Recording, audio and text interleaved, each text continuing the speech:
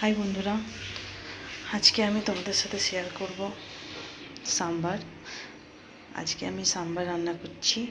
তো সাম্বারের জন্য যেটা দরকার, যে সবজিগুলো, সেটা হলো গাজর, ভেন্ডি, বেগুন, কুমড়ো, এখানে আছে বরবটি, এর সাথে লাউ যায়। তো লাউটা আমার এখানে স্কিপ করা হলো কারণ লাউটা আমার শেষ হয়ে গেছে, নেই।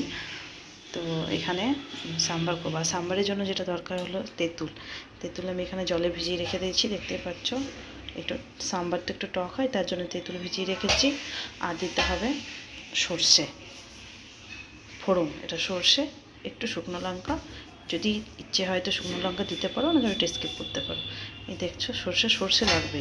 আর কারিয়া পাতা, আমার গাছ আছে কারিয়া পাতা, তো আমি গাছ থেকেই তুলে নেব, তোমাদেরকে দেখাচ্ছি আমার কারিয়া পাতা গাছটা।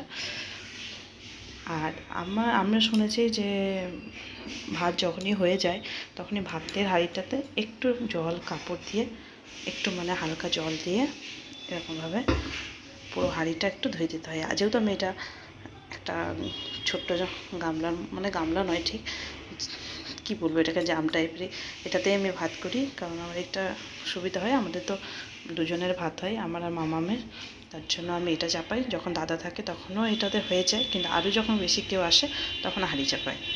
তো একটু হালকা করে মা বলে যে ভাতের হাঁড়ি আর ঢাকা দুটো একটু কাপড় দিয়ে ধুয়ে দিতে হয়।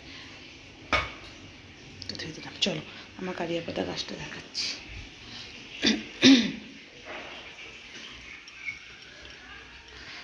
এই যে এখানে আমি অনেক গাছ লাগিয়েছি, তোমাদেরকে দেখিয়েছি। এই যে আমার কারিয়া পাতা গাছ, যতটা প্রয়োজন ততটাই আমি তুলব। দেখতেই পাচ্ছ আমার নিজের এটা গাছ লাগানো।